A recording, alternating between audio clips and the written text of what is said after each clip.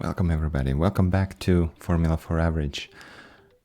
Today the Formula 1 season of 2026 started and we had the first competitive session, and let's discuss it. Let's discuss what happened at Australian Grand Prix qualification, what were the outcomes, and overall what was the impression. Because everything is new regulations, new season, new teams. So let's discuss it all.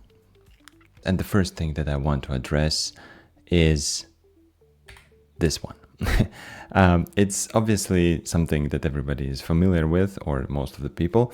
But what I want to, address here is this is how now in 2026 the straight mode zones and overtake detections and activation locations looks like. And why I want to bring this up is because there are some interesting things. You see these red dotted lines, so these are the straight mode zones when the cars can go with completely opened wings and then basically go flat out.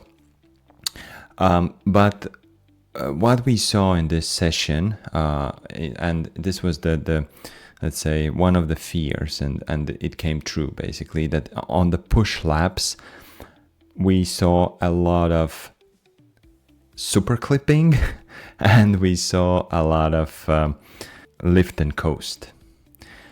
And what does it mean basically? The super clipping is that, as I mentioned in one of my previous videos, is that basically the formulas or the drivers are still going flat out, but the engine sort of switches from delivering the power to the wheels and switches to the mode that it recharges the battery. So basically the ICU, or the internal combustion unit, is still producing maximum power, but the power is not going to the wheels, it's going to the battery. And essentially what it means that drivers are losing speed even though the engine is revving up. And this is what we saw in particular here in this straight between turns 8 and turns 9. And this long straight, which is not straight, but anyways, in this area the drivers are going flat out. But then what we saw what happened is that somewhere here, I don't know exactly where, but let's assume somewhere in this curved area, they started already to do this super clipping. And then when they arrive at turn 9, they are downshifting and lift and coast through 9 and 10. So basically no throttle here, and just basically coasting through these two corners or turns. And this is something that we did not saw previously, and this is something that very many people are upset about, that it's not racing anymore, that let's say they are lifting and coasting and they are not going flat out and then on the brakes, this is just something that we have to get used to. Hopefully we will, and we will stop to, let's say, say bad words about it, but at the moment this is what it is, and I believe we will see this in many tracks. Also here in turns 3 and 4 we saw something similar, this super clipping, and in other corners and turns the same thing. And basically it's all related to save the battery, to charge the battery, to have enough power in the battery. So this power management is very, very now essential and powerful in this era of regulations. You may like it, you may not like it. Some say that it brings more, let's say, more management, and that this is not pure racing anymore, because the people are or drivers are not going flat out. They are more calculating where to push and where to lift and coast and where to brake and so on, where to harvest the energy and where to deploy it. But this is now how the Formula 1 is. There are locations where you have to do it. There are locations where you have to think strategically where not to do it. And we saw this a lot in the qualifying. We'll see how it will happen tomorrow in the race. But in the qualifying, it was very obvious, especially from the onboards. You can hear it. You can hear it, or you can see it also, how the speed drops, how the engine revs, and it's something that we just need to get used to. I think it's the same as we gotten used to the sound of these hybrid engines. That and there are still people who think that the sound of hybrid engines is awful, and the let's say the V10s and V8s and whatnot, they were the best the Formula One has ever seen. We'll see. There are talks about going back to these V10s with the sustainable fuels and so on. But I guess in these regulations, what we have now, we have to survive with these. We have to understand, and it will be time to adjust and understand how it went, so that we would be able to follow the action on track. And yes, it is true, it is more complicated than it was before. It's just the way Formula One at the moment is. With that being said, let's go to the results and let's discuss what happened in the qualifying, because nevertheless it was a very interesting session. And here, of course, I have the results. And where do we start? I guess let's start from the bottom, and last three places are the guys who didn't set any lap times.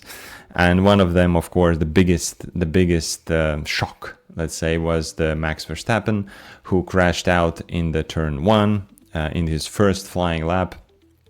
And apparently it was some issue with the car. Either it was software issue or some issue that basically when he started to brake, the rear just locked and he went off. Luckily nobody got hurt, all good. But yeah, it was a big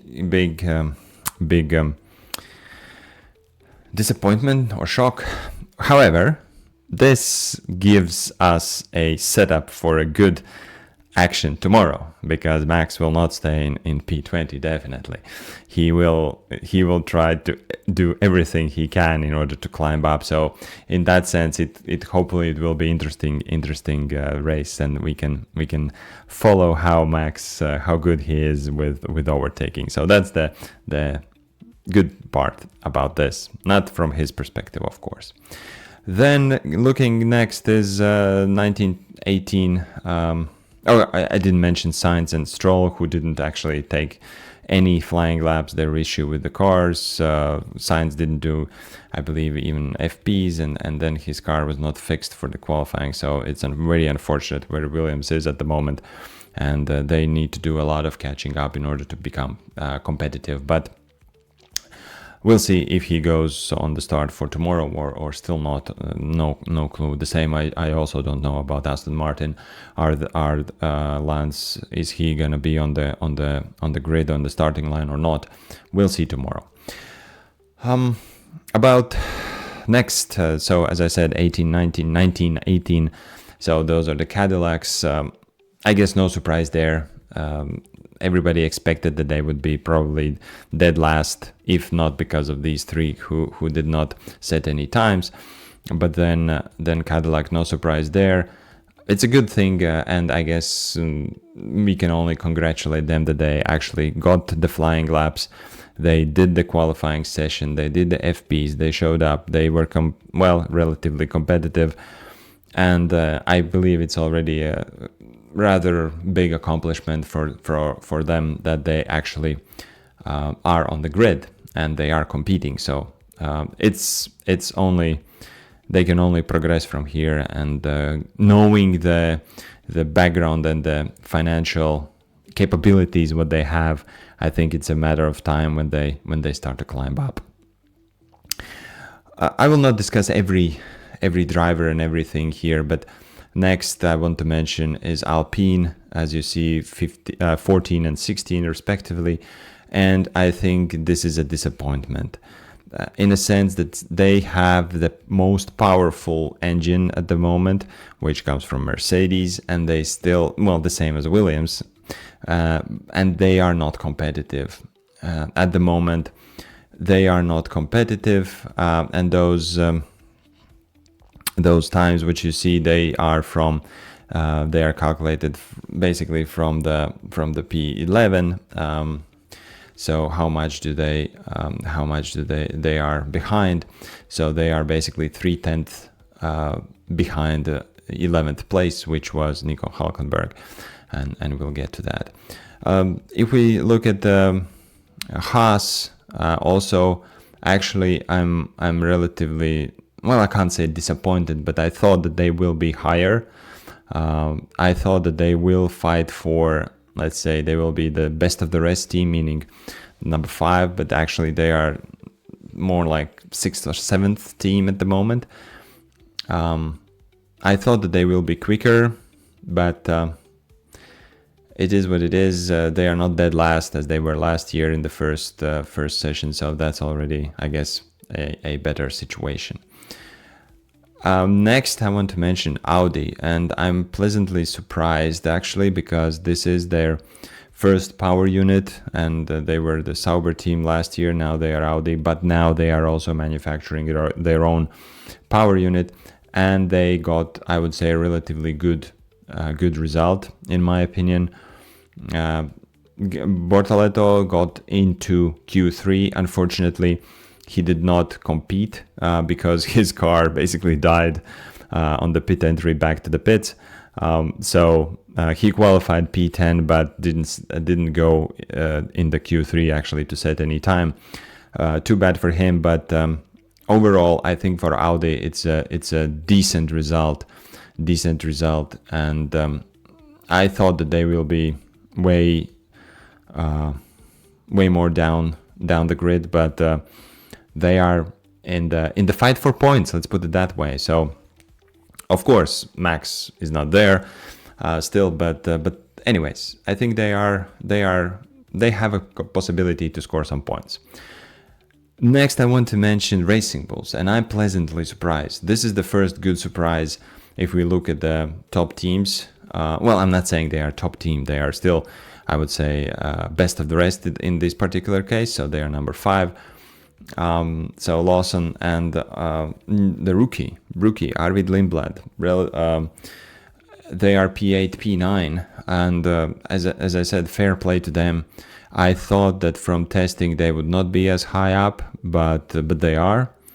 So we'll see what they can do in the races, because this is their weakest point actually, to race execution. So we'll see how they will do tomorrow. However, I must of course also admit and say that their, let's say, gap to the top teams is quite huge. As you see, 2.7 seconds for Lindblad and 1.4, almost 1.5 seconds from George Russell, who is in P1. That's a huge gap, of course. But anyways, I think they are better than I thought they will be. So that's already interesting thing.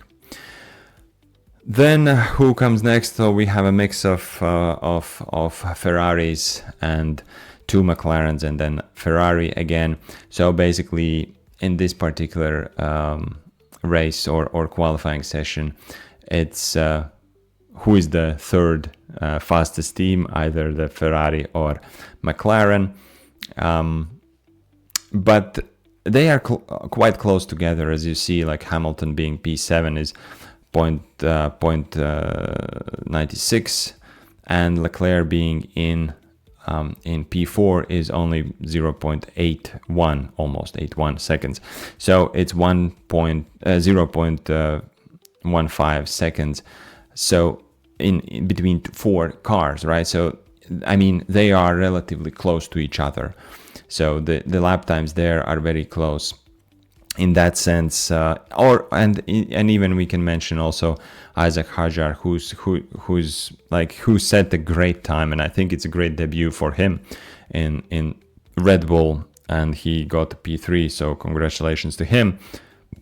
But Also, he is 0.8 seconds behind Mercedes, and so all of these from P3 to P7, they are relatively very close to each other. I would say that. So P3 to P7 is wide open for grabs, I think, for tomorrow. It will depend on the strategy. It will depend on how the race stints go and everything. So between Red Bull, McLaren, and Ferrari, I think they are very close in pace and in speed, and they will be the fierce competitors for this year. And with that being said, we come to our pole position and second place sitters being Russell and Antonelli respectively, and they are in another league. We must admit that at the moment Mercedes is unreachable, because as you see, between them it's almost 0.3 seconds. Okay, fine, Antonelli is a little bit less experienced, and Antonelli had actually very in general very bad weekend, or at least up until so far. We'll see what will happen tomorrow, but so far his weekend has not been great. But still, because I let me remind you that he basically demolished his car on FP3, and then the mechanics in a couple of hours, 2-3 hours, they managed to put it back together so that he would be able to do qualifying. And he admitted himself that they did not have time to properly set up the car. Basically, the mechanics just put it together, and he just went out. And with that, he set the second best time. So it's remarkable in the sense that if you think about it, that the car was not dialed in, and he still managed to set a very, very competitive time, and only lost to his teammate Russell, who was in another league, as I said. So if we look at the gaps, so from, let's say, from Russell to P3, it's almost 0.8 seconds. So it's a huge difference. And at the moment, it seems that Mercedes, as I said, is in the league of their own. So if nothing happens, or there is no there are no reliability issues or anything, then I don't see how they can lose this 1-2. Of course, anything can happen, and we've seen strangest things happening. And also from the testing, we saw that these Ferrari magical starts were there. Will it still happen the same in the race, or was it just an anomaly in the testing? We'll see, of course, tomorrow morning what Ferrari or any other team can do in the start, and how Mercedes gets off the line and everything. So it will be interesting. But on the pure pace, there is no doubt that Mercedes is in another league. So in that sense, I believe there is nothing much other teams can do at the moment to fight with them. That's the beauty, and also at the same time curse of new regulations, that there are some teams who just nails it, and there are some teams who needs to fight back more in order to achieve or reach these favorite teams. And we must remember that Mercedes has 4 teams powered by Mercedes Power Unit, and those 4 teams are not doing so great. So okay, McLaren is relatively close, but still they are lagging behind. And then Alpine is nowhere, Williams is nowhere, and I forgot now who is now the 4th team. How can I? What? I can't remember now. What is wrong with me? Mercedes, McLaren, Alpine, Williams. Yeah, okay, 4. There. I thought that I named them all. So, of course, that's it. All of them. And Mercedes is clearly ahead of the rest. And So it's all about the chassis and the aero package, because the power units are the same, but Mercedes is nailing it, and they are far ahead of everybody. So it means that this is the other components than the power unit, because I strictly believe that the power unit is the same, and I believe that these regulations is the same for these four teams, and there is no cheating or let's say the Mercedes getting better power unit than his customer teams. It should not happen, and it's strictly regulated so that it would not happen. Of course, this is a new era, new regs, new engines, and there are some time that other teams need to dial in. So I would assume that Mercedes is better prepared with their own power unit than their customer teams. But in general, it's just a matter of dialing it in and nailing it. So we'll see how the development happens, yeah. So that's it from my side at this stage, I believe. So we have a lot of issues with the new regulations, but I think that we also have a bunch of, or a lot of new things and exciting things. So there are things that we may not like, but there are also things that makes this, or will make hopefully the racing more interesting. But we will see that tomorrow. So tune to the race tomorrow. And tomorrow I will also be back with a review of the race and my thoughts on the race. So thank you for now. Thank you for watching. Thank you for listening. That's all, and see you tomorrow, and bye-bye.